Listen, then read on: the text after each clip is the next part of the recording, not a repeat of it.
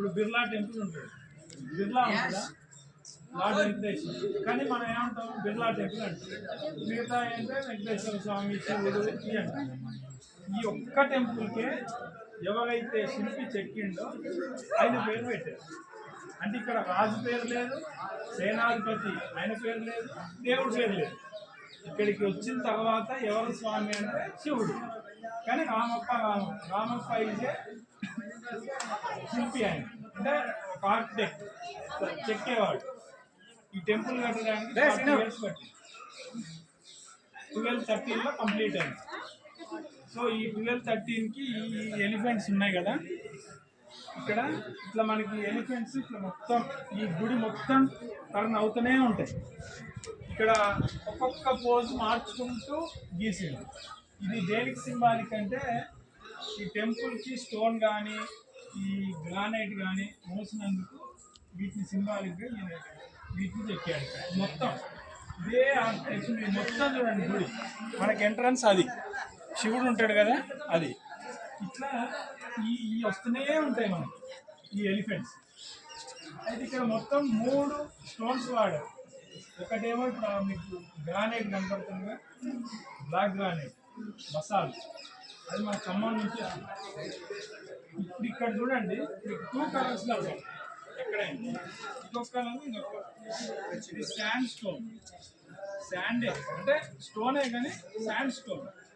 ఇంకొక స్టోన్ కాదు, ఇదంతా ఒకటే స్టోన్ కానీ డిఫరెంట్ కలర్స్ ఉంటాయి. ఇప్పుడు మీకు అక్కడ కూడా చూడండి, ఒక దగ్గర థిక్, ఒక దగ్గర లైట్, అది డిఫరెన్స్ కనపడుతుందా? ఒకటే కానీ 2 కలర్స్ కనపడుతుంది.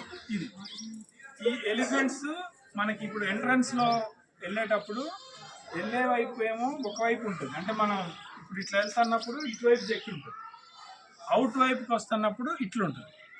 ఇప్పుడు మన గుడిని చుట్టూ ఇటు వస్తున్నాం కాబట్టి ఇది ఏమంటాం అవుట్, కాబట్టి ఇది వెళ్ళే పొజిషన్లో పెట్టిండు. ఇది ఎలిఫెంట్స్. ఇప్పుడు మీకు ఇక్కడ కనపడుతుంది కదా, ఇవి ఉన్నాయి కదా, ఫస్ట్ ఏం కనపడుతుంది ఎలిఫెంట్. అక్కడ ఫస్ట్ ఎలిఫెంటే కనపడుతుందా, గ్రానైట్. దానిపైన ఏం కనపడుతుంది, లయన్. ఆ లయన్కి ఎలిఫెంట్కి మధ్యలో ఒక మనిషి కనపడుతుంది. దీని ఏమంటామంటే దాయ గజకేసరి శిల్పాలంట. కాకతీయుల యొక్క టైటిల్ అది. గణపతి దేవుడికి, రుద్రమదేవికి, వీళ్ళందరికీ టైటిల్ వచ్చేసి రాయ గజకేసరి అంట. ఆ సింహం అంటే ఏనుగు మీద సైనికుడు, సైనికుడు మీద సింహం, అట్లా చెక్కింది. ఈ 2 ఇవి 2 ఇవి ఈ 2 శిల్పాలు వీటిని మనం దాయ గజకేసరి అంటారు. ఇవి వాళ్ళ టైటిల్కి సింబాలిక్గా చెక్కింది. ఇక నెక్స్ట్ ఈ మీకు కనపడుతున్న పోజెస్ ఉంటాయి కదా, ఇవన్నీ ఏంటిదంటే డ్యాన్స్ పోజెస్ మనకి. దీనికి తోడు ఇప్పుడు ఇటు వస్తే మీకు ఇక్కడ ఈ కనపడుతున్నాయి కదా, వీటిని మదనికలు అంటాం, అంటే సెలెస్టియల్ డాన్సర్స్ వీళ్ళు. ఇప్పుడు వీటిలలో మీరు చూడండి, ఇప్పుడు అక్కడ డమంకం వాయించుతాను, అటు బొమ్మ చూడండి, అటు కనపడుతుందా, డమర్కం వాయిస్తానంటే అంటే డ్యాన్స్ మనం జాతరలో వేస్తాం కదా. ఆ ప్రక్కన చూసారా, మనం చిన్నకోళ్ళవి వాళ్ళు కొట్టుకుంటారు కదా గుళ్ళల్లో వచ్చి, ఏది ఒక ఆయన వాయిస్తూ ఉంటే వీటితో కొట్టుకుంటూ ఉంటారు ఆ పోతురాజు టైప్లో. లాస్ట్ అది అక్కడ చెక్కింది.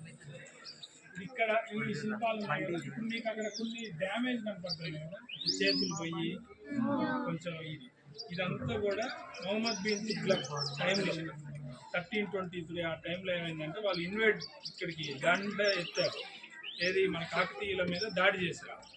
దాడి చేసినప్పుడు ఈ టెంపుల్ని మన హిందూ మైథలాజికల్ ప్రకారం ఏంటంటే, ఇప్పుడు ఇట్లా పోయిందనుకో దీన్ని పూజించాం. ఇప్పుడు దేవుడికి ఒక ఏదన్నా తల కానీ మొండెం కానీ చెయ్యి కానీ పోతే ఏంటిదంటే ఇంపార్షియల్ అవుతాడు కదా, వాటిని పూజించాం. వీళ్ళు ఏం చేశారంటే టెంపుల్ మొత్తాన్ని పడగొట్టలేదు, టెంపుల్ ఏం ముట్టుకోలేదు. సింపుల్గా ఏం చేశారంటే ఇప్పుడు ఈ ఏనుగు తొండాన్ని కట్ చేయడం, ఆ ఉమెన్ చేతులు కట్ చేయడం, లేకపోతే ఇక్కడ లెగ్స్, అంటే ఇప్పుడు ఏంటంటే ఇది పూజకు పనికిరాదు, ఇక వేస్ట్. అంటే టెంపుల్ మొత్తాన్ని డిస్మాంటిల్ చేయనక్కర్లేదు, జస్ట్ అట్లా స్ట్రైక్ ఆఫ్ చేసుకుంటూ పోతే అయిపోద్ది అన్నట్టుగా ఈ డ్యామేజెస్ అన్నీ కూడా అయ్యాయి. ఇప్పుడు ఇక్కడ వినాయకుడిని చెక్కారు చూడండి, ఇక్కడ ఉమెన్ అవి అక్కడ ఒక పాపని ఎత్తుకుంటున్నట్టుగా ఇవి మీరు తర్వాత చిన్నగా అబ్జర్వేషన్ చేస్తూ ఉంటే మీకు ఒక్కొక్క స్టైల్ ఏంటిది అనేది కనపడతా ఉంటుంది. ఇట్లా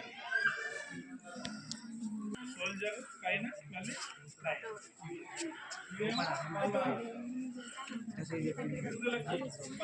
చిన్న పాప